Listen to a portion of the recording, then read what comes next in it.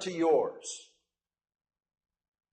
I love Canada, and I'm grateful to you for being a sanctuary for Americans who oppose our corporate wars on moral grounds.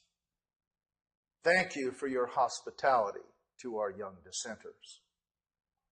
But if your government in Canada continues cooperating with and copying U.S. mistakes, if your country extradites U.S. dissidents and even builds concentration camps of its own,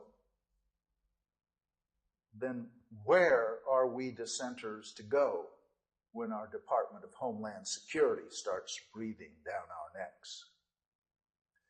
Let's face it, a free and democratic Canada is essential to us in the U.S. hoping to survive the corporate-dominated tyranny which has descended upon us. Now, with my remaining time, I want to give you a vision of an alternative future, a better future, by giving an inaugural address as the new President of the United States. Now, perhaps one of you can write a speech for a new Prime Minister of Canada. I wrote a similar speech to this, by the way, for President Obama and sent it to him last December. For some reason, he didn't use it.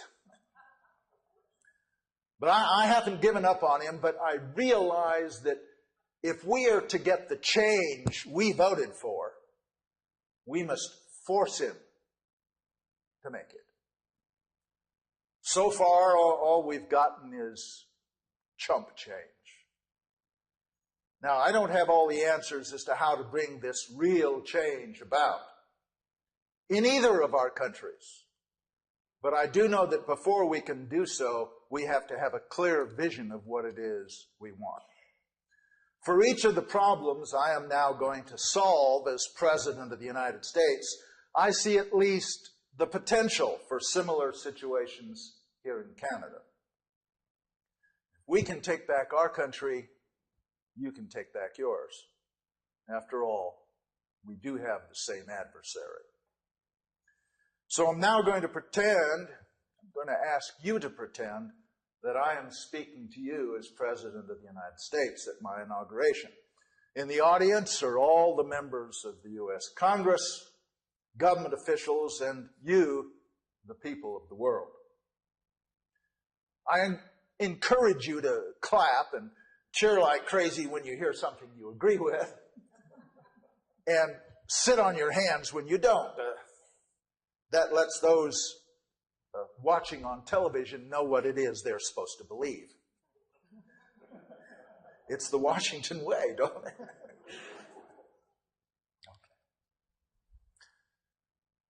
My sisters and brothers, we come together in a time of multiple crises. There's global warming, peak oil, falling wages and rising prices, a spiraling deficit, the healthcare shortfall, immigration, housing foreclosures, our deteriorating infrastructure, high school dropouts, enormous incarceration rates, homeless veterans, rising suicide rates, the loss of our civil liberties, a growing alienation from our allies around the world, crushing debt, hungry children, inexcusable poverty, an exhausted military stressed by disastrous wars, and unbelievably, persistent ignorance and apathy among our people. The good news is that there are solutions for all these problems and crises. Solutions which have been worked out in considerable detail and have been available for some time. The only reason these solutions have not been implemented is that they reduce the profits of giant corporations who exercise control over our governments. See, corporations over the last about 150 years have increasingly escaped government regulation and have accumulated political rights as if they were persons. This has included so-called First Amendment rights of free speech to spend as much money as they want, buying up politicians, drafting legislation to profit themselves, and buying voters and elections through their monopoly corporate media. It's reached the point where foreign policy, international trade, and military decisions are made for short-term corporate profit to the detriment of the people and our national security. Our government has become totally controlled by corporate interests. And this is the very definition of fascism. Our problems are not due to inexperience or incompetence or a government which is too big or too small. We have these problems because those in government no longer serve us. They serve their corporate masters and benefactors and have deliberately chosen policies which harm our nation and our people.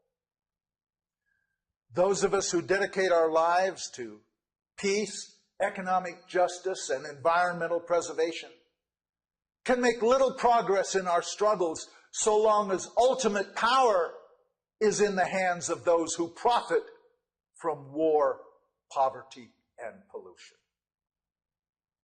But here comes the good news. Tonight, that power has come to an end. I didn't get here tonight by taking corporate millions.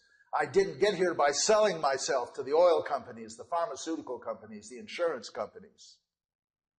To be quite honest, I'm not sure how I got here. But here I am, and as long as I am President of the United States, this government will serve the needs of the people, not the greeds of the wealthy elite.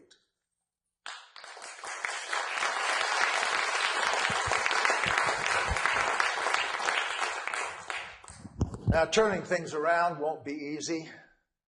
What our Constitution empowers me to change, I shall, and I'll do it fast. But for much of what needs doing, I'll need the cooperation of you in Congress, and I ask for it tonight. You see, this Constitution does not make me the decider. Only the proposer and the implementer. You, the people's representatives in Congress, are the deciders. I am therefore vacating all the over 1,100 signing statements imposed by my predecessor. I'm revoking Presidential Directives 20 and 51, which give me dictatorial powers. I ask for repeal of the misnamed Patriot Act, the Military Commissions Act, and all the martial law and special and dictatorial powers acts passed in the last 8 years. This is not a monarchy, and I have no interest in being a dictator.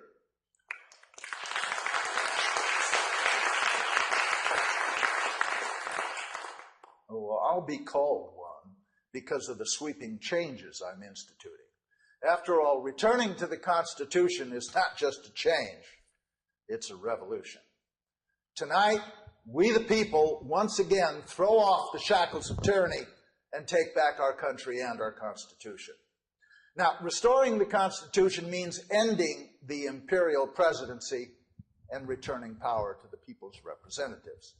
But I warn you, members of Congress, if you continue to violate your constitutional responsibility to serve your constituents and instead serve only yourselves and the big money interests you are indebted to, if you ignore the Constitution and attempt to protect the crooked, corporate-dominated status quo, I will go over your heads to the people and ask them to retire all of you, regardless of party.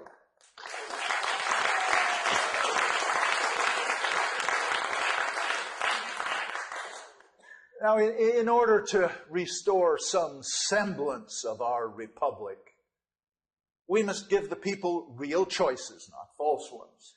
And we must have an informed electorate, not a brainwashed electorate. Now, this means we need electoral reform and media reform.